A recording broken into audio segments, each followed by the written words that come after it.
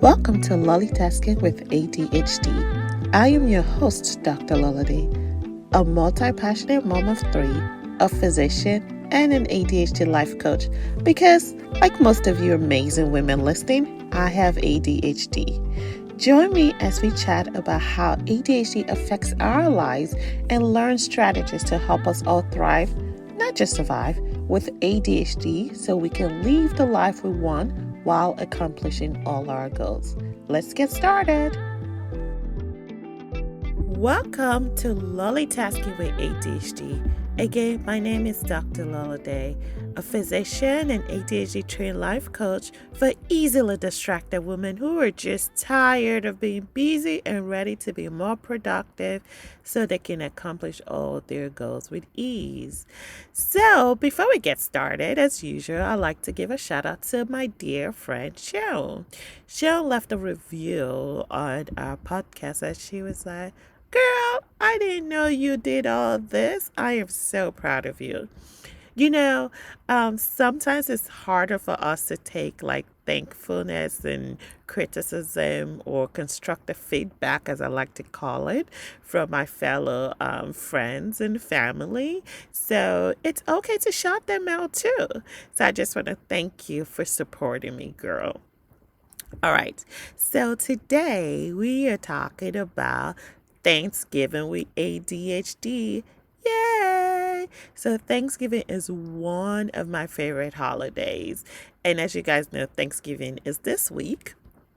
And if you're listening to this in future episodes, you can also apply this to Christmas or any kind of holidays where you're going to see your family and friends, because it kind of apply, if you get what I'm saying. So, first of all, I'm all about the why. Like, why do we even celebrate Thanksgiving? Okay, what is the reason for the season? We say this a lot of times for Christmas or Easter, but what about Thanksgiving? What is the reason why we celebrate Thanksgiving? Is to give thanks. And it's important to kind of like take a break and remember all the stuff that God has done for us and remember what we're thankful for, right? Life can be so hard. Even if you're like, my life is so hard, I have nothing to be thankful for. The fact that you're listening to this podcast right now tells me you're alive and you have at least that one thing to be thankful for. And as long as you're alive, that means God still has a purpose for you in this life. So keep on trucking. You don't have to give up, right? As long as you're not giving up, you're winning and you're succeeding, okay?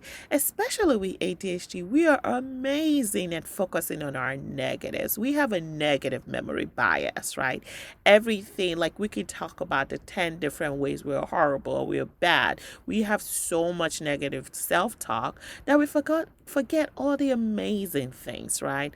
All the amazing things that is great about our brain and all the amazing things we have actually accomplished, right? So for me, when I wake up every day, I try to do a gratitude where I just thank God for 2 to 3 things in the day. And I incorporate it in when I do my prayers. So it's not something I have to remember like, oh my gosh, I need to do my gratitude. So it's just part of my prayer. When I start praying, I say, thank you, God, for waking me up this morning. I thank you for, work yesterday. I thank you for my children. I like just, and a lot of times I try to limit to 2 or 3, but sometimes my whole prayer is just gratitude. And it's very important we do that. Like I said earlier, as long as you're alive, God still has a purpose for you. So there's always that one thing to be thankful for, okay? So, but with ADHD, Thanksgiving comes with a lot of emotions. Some joyful, some, eating, some fun, some family members you are thankful to be avoided, to have avoided for a whole year, and some family members you have missed for the past 18 months, especially given the pandemic. Thanksgiving by far is my favorite holiday because I'm such a family person. I love to be around my family. I love to hang out. I just love to chill. Like, I'm a very homebody, cook and laugh and chill type of person. I also love to cook, right? I'm not saying I'm a chef. And I think it's that camaraderie that comes with cooking, where you just have your mom and your sisters and, family just in the kitchen, thinking of the recipe, laughing, joking, um, talking back at last time we saw each other. Just that's the fun of it, right? I just loved it. And I think maybe that's why I love Thanksgiving, because it's a time where we all come together to eat, to joke, to be together. But as you know, with our ADHD, Thanksgiving can test if the coaching you have been paying for is actually working, okay? Because it can certainly test your executive function. Like, legit. Is it organization? Is it time management? Is it impulsivity? Is it flexible thinking? Is it emotional control? Is it what else? What else? What else? I can't even think right now. It's just, is it memory, right? Is it memory? Is it energy? Like, there's so many things that we're just not good at that Thanksgiving test. So I figure what better way to talk about this than to discuss how I deal with my Thanksgiving, okay? So again, another short episode. Usually when I talk to you guys, it's about 20 to 30 minutes. I try not to go over 30 minutes. And yeah, and again, just to remind you guys, I do not edit this episode because I know myself as a perfectionist, not because I don't believe in excellence. I do believe in excellence, but I'm also a perfectionist and I'm working on my perfectionism nature. Okay. So we are going to roll with the punches with this. Okay. All right. So, number one, I want to talk about is organization. Before I even start organizing, I always have to think back to the last Thanksgiving. What was the thing I loved about the last Thanksgiving, or maybe a Thanksgiving I went to? And the organization is also going to depend on, am I hosting? I love to host, but I usually will like host 1 year and maybe go to someone else the next year.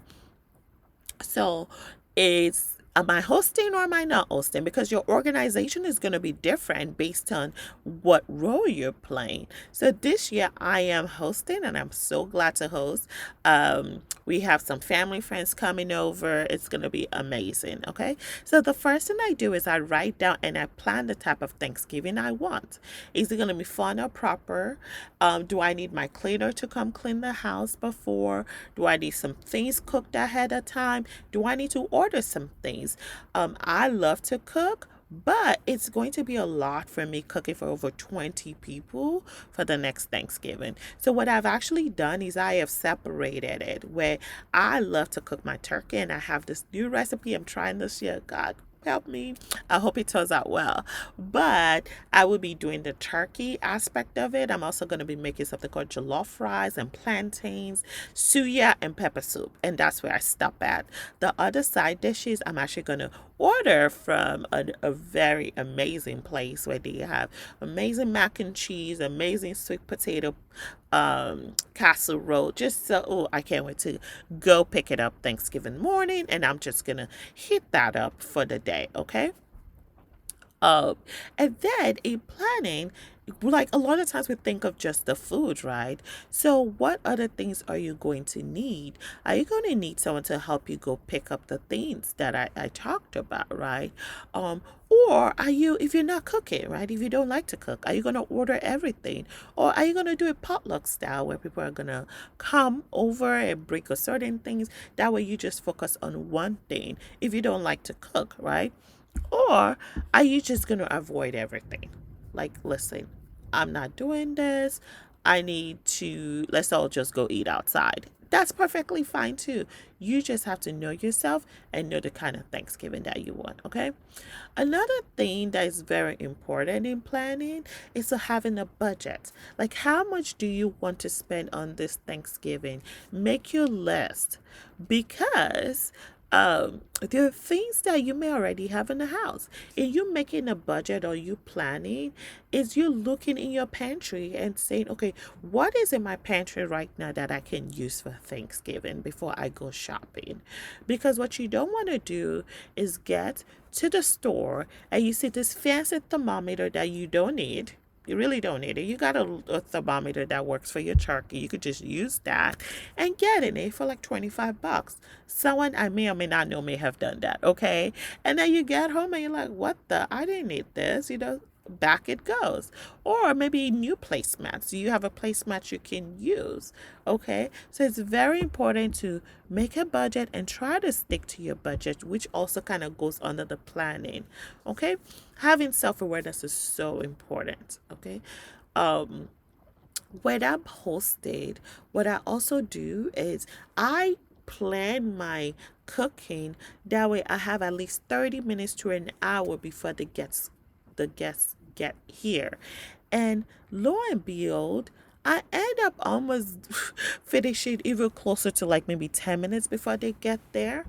But it helps me, like, decompress, take a shower, because you don't want to be smelling like food around your guests. So, like, I have everything laid down, then I go get ready, make myself look like I have not been slaving in the kitchen all day. Another thing I do is while I cook, I have other people clean, right? Like, it's a team effort. If you like to cook, find someone that likes to clean. Or maybe as you're cooking, they're cleaning.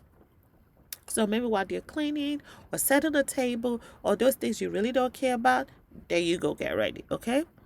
What else? Turkey. Turkey is big. So the first year I still remember this in middle school. The first year that I remember us doing a big Thanksgiving, we really did not realize that you marinate the turkey like maybe a day before. And we brought it out that Monday. We're like, oh, it's time to marinate. It came out okay, but it wasn't the best. So start thawing your turkey as of Tuesday. Okay. So if you're listening to the podcast today and your turkey is in the freezer, go ahead and get it out, right? But you need to thaw it in the fridge and plan how you're going to do the turkey, because that's very important. Delegate, delegate, delegate, delegate, delegate, delegate, delegate. So that's the next thing. So after organization, the next thing you need to talk about is delegation. I talked about how I have other people cleaning up, have other people help you with the planning too, right? Like, talk to people like, okay, what part of this can you help me with? Right? We are going to do A, B, C, D, E, F, G, H. Can you do G, H, and you do E, F, and you do B, C, and I do A? Because when you guys work together, again, I talk about the importance and finding fun in working together in Thanksgiving. It helps you a lot, right? Other things you could delegate is, so for example, I have pre-ordered meal. I can delegate someone to go pick up the meals. That way, while I'm cooking the jollof rice or the soup, my husband or my mom's not going to be around, but like someone else is picking up the food, right? That way, I don't have to do that part. Cleaning, delegated cleaning. You don't have to be the one cooking and cleaning. What about setting the tables? What about getting the kids ready? What about all the other things that are necessary? What about planning the fun? Like, what fun activities are you having? Are the boys going to be watching football? What are the kids going to be doing? Is the Nintendo, if you have a Nintendo Switch or whatever the kids play with, are they charged? Do you have board games? Like, what are you guys going to do karaoke? Like, those kind of things is important to delegate it out if it's not in your zone of genius. So first of all, you got to know, what am I good at and what do I like doing? I'm good at this and I like doing this. Everything else, delegate it. You could delegate even to your babies. Okay, my 4-year-old is in charge of cleaning the toys. Okay, all right, so now it's 2 p.m. Can you clean up the toys, baby? Right? So don't feel like you have to do everything. Again, it's a family affair. All right. So the next thing we're going to talk about is emotions. You guys know we're really horrible with our emotion dysregulation. uh, a lot of us have anxiety with family and that sense of judgment that comes with, oh my gosh, you still haven't done this. Oh my gosh, are you still blaming your ADHD? Oh my God. Like thankfully, my family is not like that, but I do have some friends and clients and people I know where their family are very judgmental. Okay. What I would tell you is that number one, you are who you are, and God has a purpose for you. You first have to learn how to love yourself. And you loving yourself, and I mean all of yourself. In you loving all of yourself, it makes it easier for you to take those back blows that people have, right? It makes it easier for you to ignore people and say, you know what, that's their story. It is not factual. The question is, what is the story you're telling yourself? Are you telling yourself you're lazy? Are you telling yourself you're horrible? Are you telling yourself, I would never be able to do this? If that's the story you're telling yourself, when other people affirm that story on you, then it has a negative effect on you. But if you tell yourself, I am the bomb.com, I am amazing, I am beautiful, I am fantastic, my name is Lola Day, the owner of wealth, the peace, like, hype yourself up, okay? Hype yourself up. Where you hype yourself up and you take yourself to the pedestal that you deserve to be placed as the queen that you are, when people try to tear you down, you look at them like, I don't think you know who you're talking to. Okay? So you're going to have auntie whatever say how you're still single because of blah blah blah. You're going to have uncle whatever say you're not making money because of blah blah blah. You're going to have your sister say you're too fat because of blah blah blah. All that stuff, you can listen to it. Take the positive feedback, right? Or the constructive feedback out of it, and the rest flush down the toilet, okay? That's how I deal with my emotions. A lot of times people feel like I don't care about their quote unquote constructive criticism. I feel like that's an oxymoron, first of all, right? You don't need to criticize. You can elevate, you can give feedback, right? I don't deal with criticism in that way. You can give me constructive feedback. I'm able to deal with constructive feedback because if there's any kind of negative criticism that will bring down my energy, I toss that in the trash. Flush it down the toilet. It's not part of it. So if you're anxious about that auntie and that uncle, whatever, that's coming to Thanksgiving, before you get there, elevate yourself. Be your best hype man, okay? Tell yourself whose child you are. Tell yourself how amazing you are. Get ready for the blowbacks.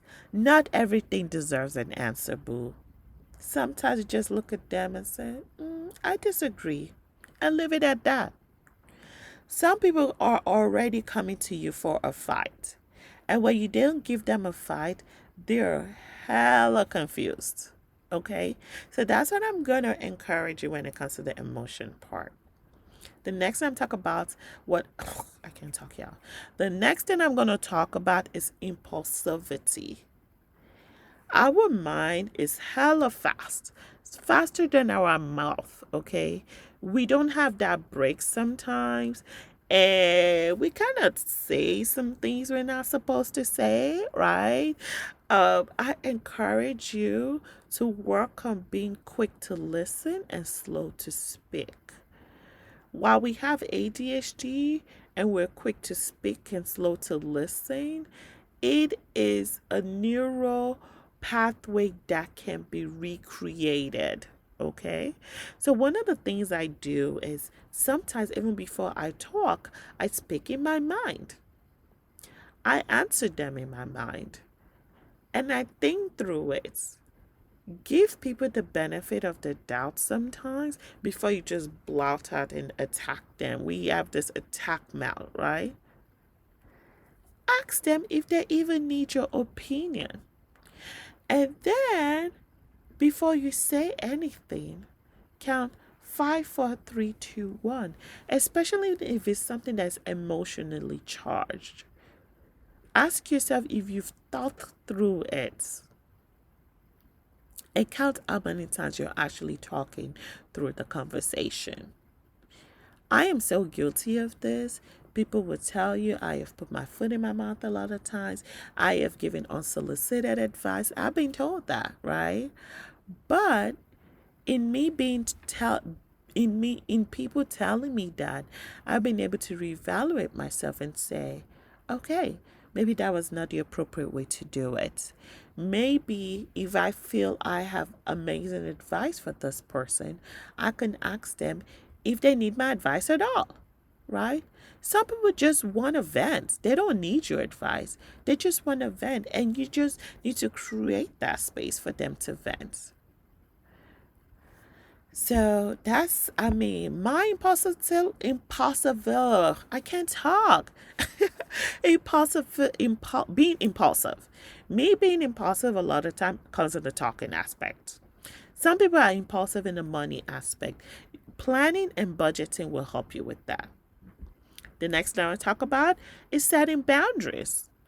What is it you don't like about Thanksgiving and reframing? If you don't like Auntie Susie or Uncle Kenny or whatever talking about your children, have a discussion with them ahead of time. Auntie, please don't call my kids bad kids. Auntie, we're going to have a positive Thanksgiving this year. And I know you have certain feeling about a political group, but we're going to do a no politics Thanksgiving this year. You know? So set expectations ahead of time. When you set that expectation, it is easier for people to follow through on what your expectations are. But you can't just assume that Auntie Susie does not knows that you don't like them, like her talking about your children. And then when she talks about your children, you're rolling your eyes and doing your face, right? And then there's a huge elephant in the room.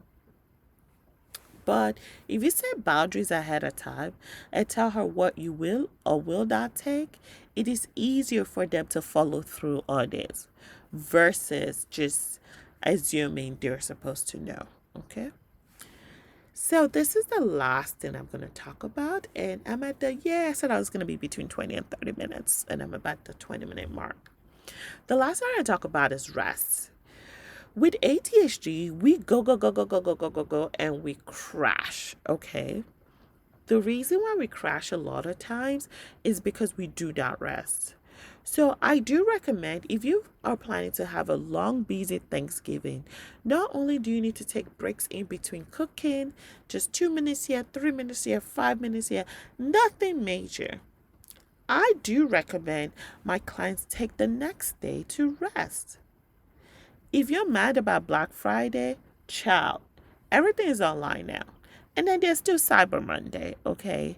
So you're not going to miss out. But it is very, very, very, very, very important to rest. When you rest, also cater to your mind, also cater to your body, also cater to your soul, because you have poured yourself out for people either by hosting or going to meet people, right?